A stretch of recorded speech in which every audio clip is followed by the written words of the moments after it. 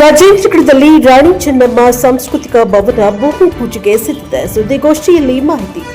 ವೀರಶೈವ ಪಂಚಮಸಾಲಿ ಜಾಗೃತ ಸೇವಾ ಸಂಘ ಗಜೇಂದ್ರಗಢ ಮುಳಚಗೇರಿ ವತಿಯಿಂದ ಮಾರ್ಚ್ 22, 2026 ರವಿವಾರ ಗಜೇಂದ್ರಗಢದಲ್ಲಿ ನಡೆಯಲಿರುವ ರಾಣಿ ಚೆನ್ನಮ್ಮ ಸಾಂಸ್ಕೃತಿಕ ಭವನದ ಭೂಮಿ ಪೂಜಾ ಸಮಾರಂಭದ ಅಂಗವಾಗಿ ಇಂದು ಬಂಡಿ ಗಾರ್ಡನ್ನಲ್ಲಿ ಸುದ್ದಿಗೋಷ್ಠಿ ನಡೆಯಿತು.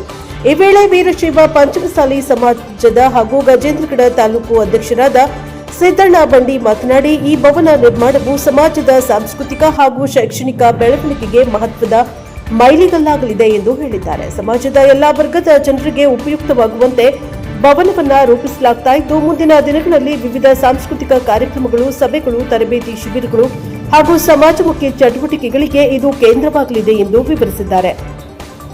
ಭೂಮಿ ಪೂಜಾ ಸಮಾರಂಭವನ್ನು ವಿಜೃಂಭಣೆಯಿಂದ ಆಚರಿಸಲು ಸಂಘದ ವತಿಯಿಂದ ಎಲ್ಲ ಅಗತ್ಯ ಸಿದ್ಧತೆಗಳನ್ನು ಕೈಗೊಳ್ಳಲಾಗಿದೆ.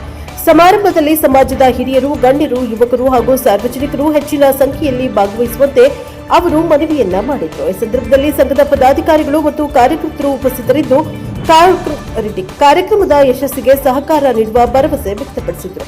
ಸುದ್ದಿಗೋಷ್ಠಿಯಲ್ಲಿ ಭಾಗವಹಿಸಿದ ಮಾಧ್ಯಮ ಪ್ರತಿನಿಧಿಗಳು ಕಾರ್ಯಕ್ರಮದ ಕುರಿತು ಹೆಚ್ಚಿನ ಮಾಹಿತಿಯನ್ನು ಪಡೆದುಕೊಂಡರು. Bureau report NKS TV4 Gajendragad.